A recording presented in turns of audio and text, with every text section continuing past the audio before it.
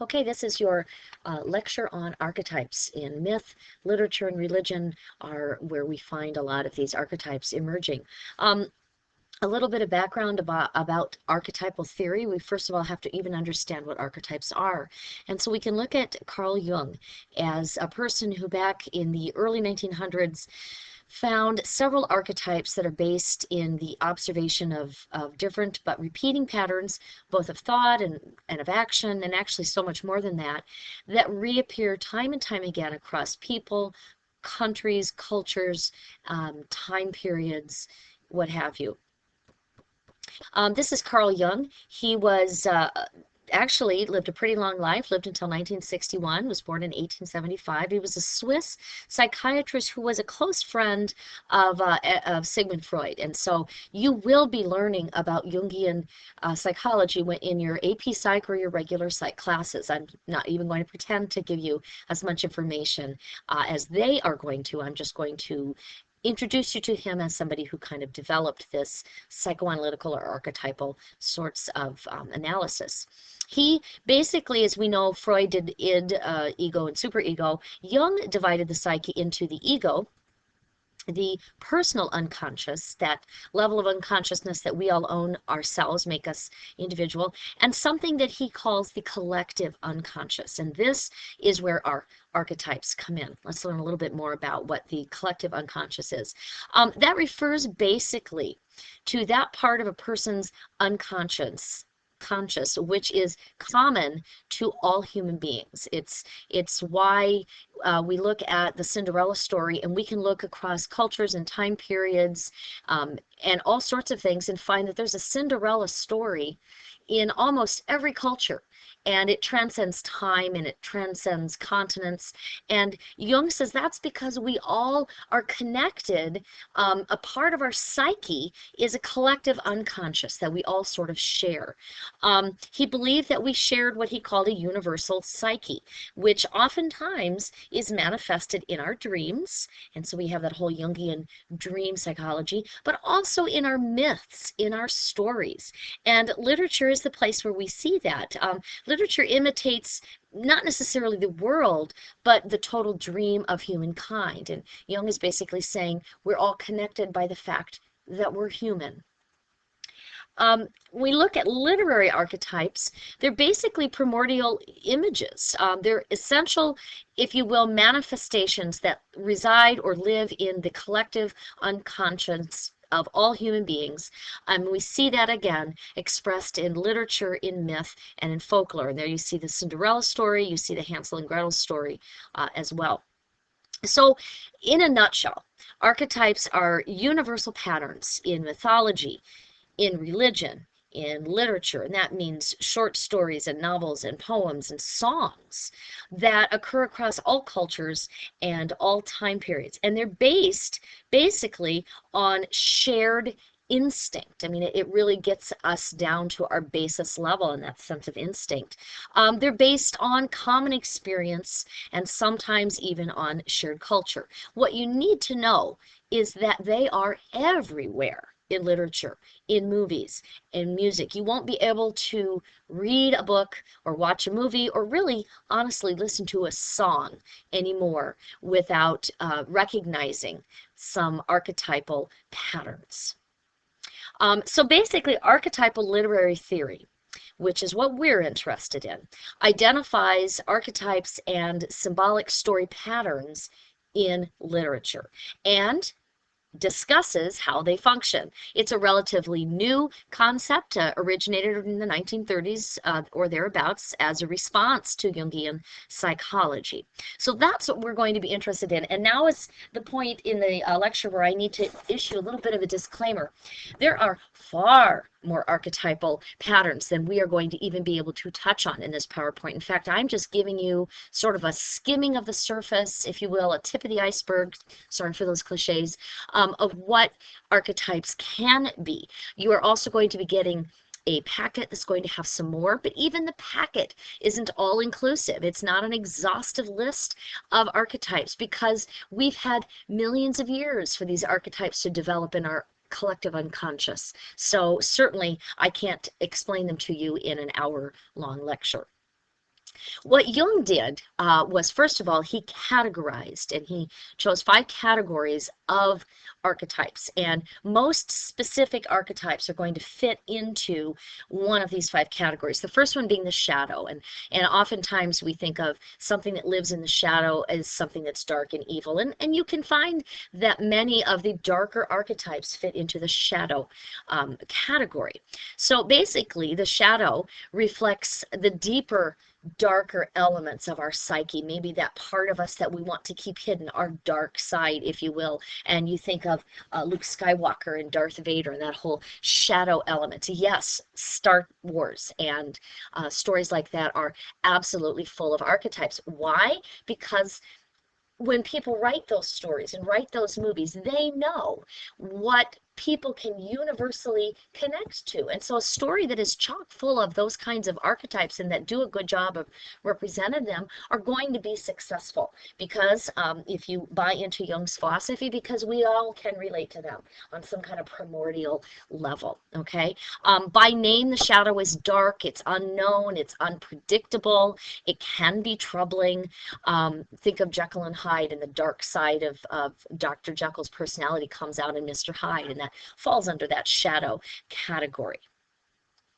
Then we have that sense of self, and for Jung, the self category, the self archetype is really your own personal God. You are your own control of your own destiny sort of thing.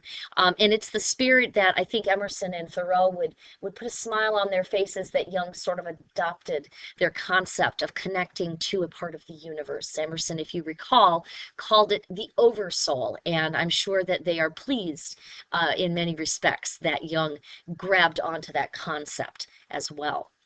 Another concept of, or larger category of the archetype is the anima or the animus. And basically the anima is the male, the animus is the female. And if we see a male that is connected and maybe is more gentle and more kind, we might say that he's more in touch with his animus side, his feminine side, and likewise a female character who is, like Laura Croft Tomb Raider or somebody like that, who is a more masculine kind of a superhero or a character, is going to be more in touch with her anima. But simply speaking, we are parts, each human being has an anima and an animus part, and how we tend to identify with that part is different. And you probably recognize this Jungian yin yang symbol that you're going to learn far more about in your psychology classes, so I'm not going to get too far into that. We also find with the anima and the animus, if we are able as a female to get in touch with our male side, or as a male to get in touch with our feminine side, that really helps us to develop into our true selves. It opens up our creativity, and we're able to kind of shed those shells that we put on every day, and that I have to hide behind our persona of being, female or male. I can be free to explore both sides of my personality. We have the concept of the divine couple, similar to the previous one, and that is really that pattern of wholeness. And we're going to find under the divine couple category of archetypes, we're going to find the star-crossed lovers, and some character types like that. It's basically the divine couple is that connection of opposites, the outer and the inner coming together and joined in kind of a marriage. We have the child category of archetypes, and Huck Finn is a great representation of that. That's an illustration from the original book. The child archetype is related, as you can probably guess. Many of these are not, once you start really thinking about them, they make sense to you because you have seen them so much in your life. And if you've ever watched a Disney movie or read a fairy tale, you will find archetypes all over the place. And certainly children and that innocence is hopeful. It's a promise for new beginnings because it's a new life. And so certainly it can even promise sometimes things as amazing as a paradise environment, that we can maybe regain that. And when we look at the irony of Rosa Sharon's baby being born stillborn, and it was supposed to be that hope, that promise for the new paradise in California, and it was born stillborn, so we can say, wow, was that an ironic child? And I can say that, but I can also say, well, it is and it isn't, because what purpose did that dead child serve when Uncle John pushed him down the river? he served to be a message to the people, say, hey, let's not continue down this path because it's only going to lead to death. And so then maybe by that process, he was hoping that that child would bring new hope. So you can see where we can really work a lot of magic with these archetypes. Now we can look at archetypes from particular categories. We can have character archetypes, and there's no end to them. There are plot patterns. We're going to look mostly at the journey and the hero's journey and the quest. There are setting archetypes. There are symbol and motif archetypes, colors and numbers and shapes. And there are actual theme archetypes, themes, recurring themes. And that's really what we're looking for when we talk about themes. They're big archetypes, meanings like inner beauty is more powerful than outer beauty. I mean, that's a universal theme, but it's also an archetypal theme because we see it time and time again, and we can connect to it on a universal level. Now, before I get started on some more specific ones, I just want to say again how this is not an exhaustive representation of what archetypes are available to us in the world. And I really encourage you to look through your packet and read and just skim through some of the archetypes. And some of them will just jump right out at you and you'll think, oh yeah, I saw that in a book I read. I saw that in a movie that I watched. And they will start to just pop out at you, and sometimes maybe more than you want them to.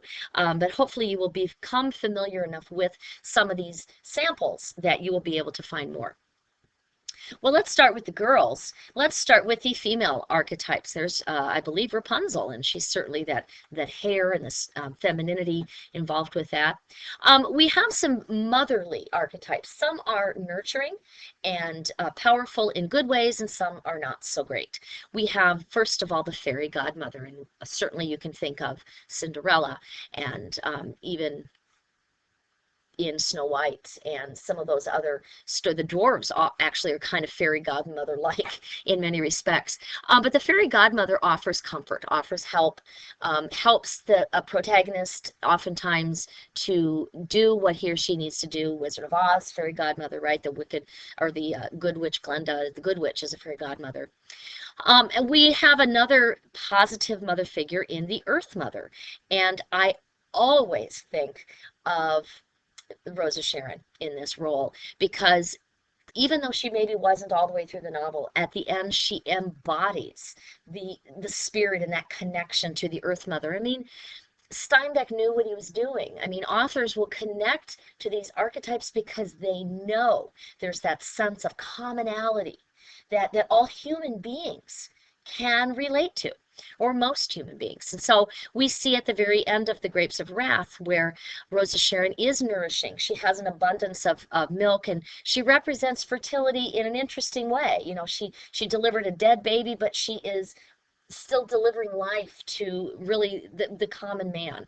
So very important. And if you guys remember, for some of you who read As I Lay Dying last year, I talked about Dewey Dell being the Earth Mother when that in that great passage that Warren Faulkner has Dewey Dell saying, "I'm a hot wild seed, or hot wet seed in the wild earth." And I mean, there's nothing more Earth Mothery than that. And Faulkner, let me tell you, knew his archetypes and employed them all throughout his literature.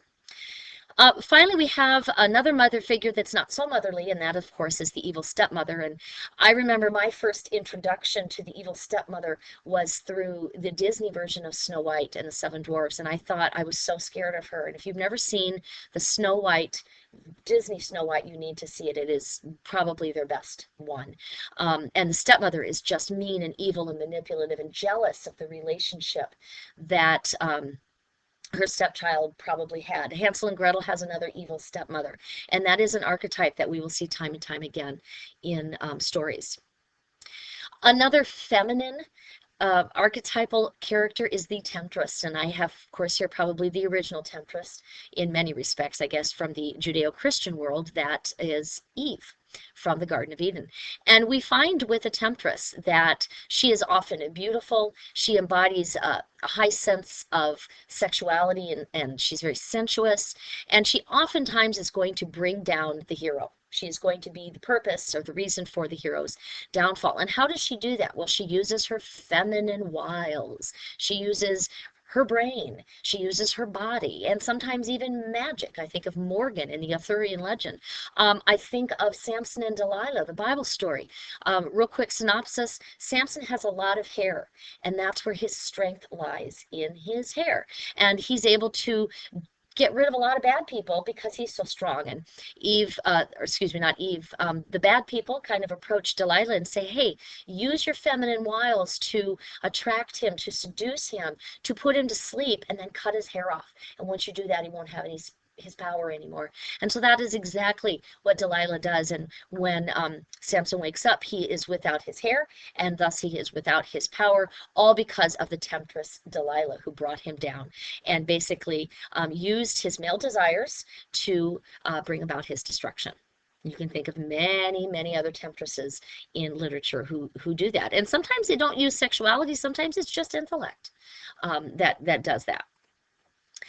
The witch archetype is so overreaching that it actually can be an umbrella for a lot of different smaller feminine archetypes. For instance, well, first of all, the witch's job is to attempt to trap and destroy the hero. And the witch can be a temptress, so you can have like a hybrid, archetypes. The witch can be a temptress, the witch can be the wicked stepmother, or, if I think in the case of Snow White and the Seven Dwarfs, she's temptress, stepmother, and witch all in one, 3 in 1. So you definitely can have some crossover in these respects as well. All right, let's look at some other various archetypes that aren't necessarily feminine, but can be. We have the teacher, the mentor, and the sage, and I hope that you're immediately connecting to something that's familiar to you. I'm guessing it's going to be the Harry Potter story.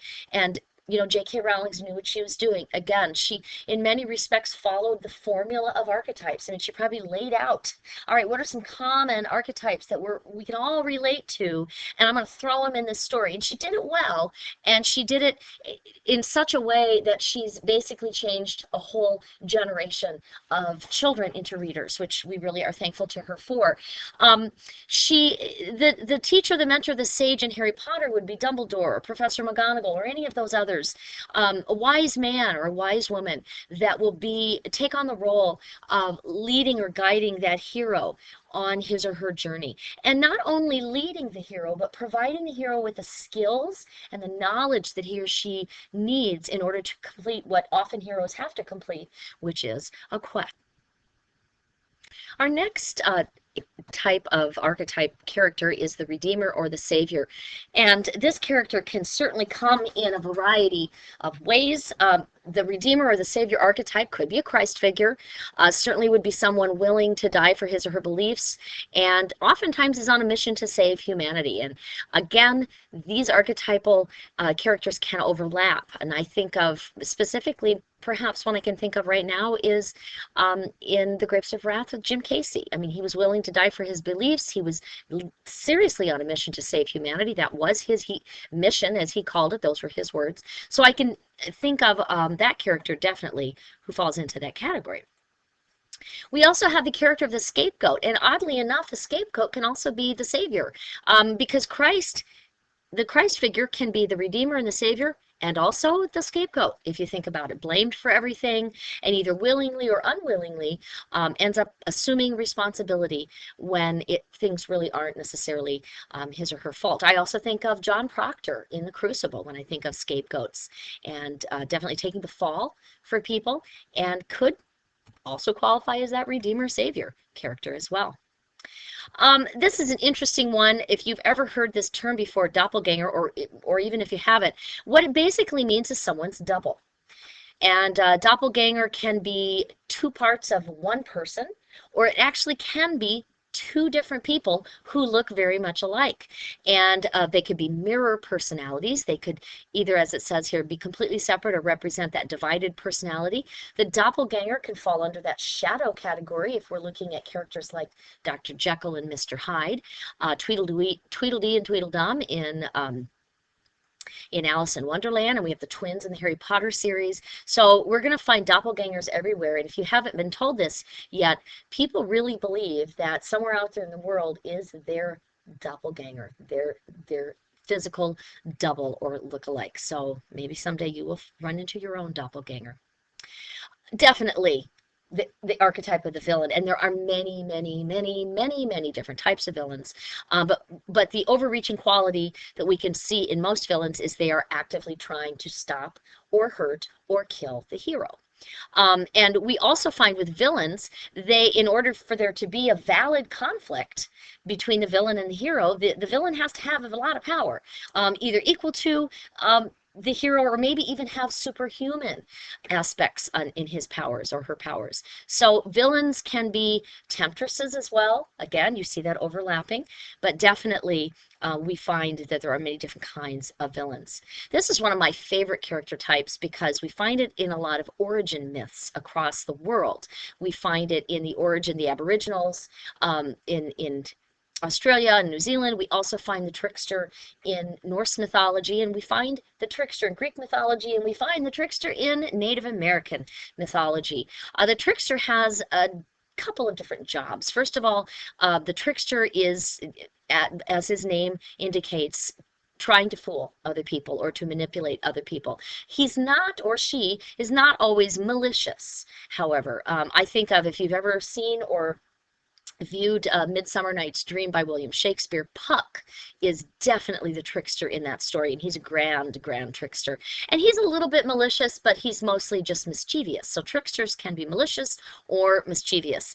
And especially in Native American legends and myths, we find that the culture of Native Americans would often use tricksters to teach their children lessons. And as you know, Native American culture has a rich oral history of their mythology, and so they would gather children around and tell the story of the coyote and the rabbit, and you would learn through the story how not to behave, or what activities you should not engage in, and the coyote or the trickster would probably be the vehicle in that story to help to teach you that lesson. Um, that's a pretty awful, scary picture. We have, oftentimes in fairy tales, we're going to have the monster or the ogre. Think Shrek. A lot of archetypes in Shrek. The ogre can sometimes be the tool of the villain, and definitely that's what Shrek starts out to be. He ends up being our hero, but at the beginning, he's kind of the tool in many respects. He represents oftentimes a challenge or a test that the hero has to face and maybe overcome. He can be, or she can be, a plot device. I mean, you think about the troll under the bridge and the three billy goats gruff. That is a monster or an ogre. And ask yourself, when you encounter a monster or an ogre, is that character type, is that archetype acting of his or her own accord, or as a tool for the villain?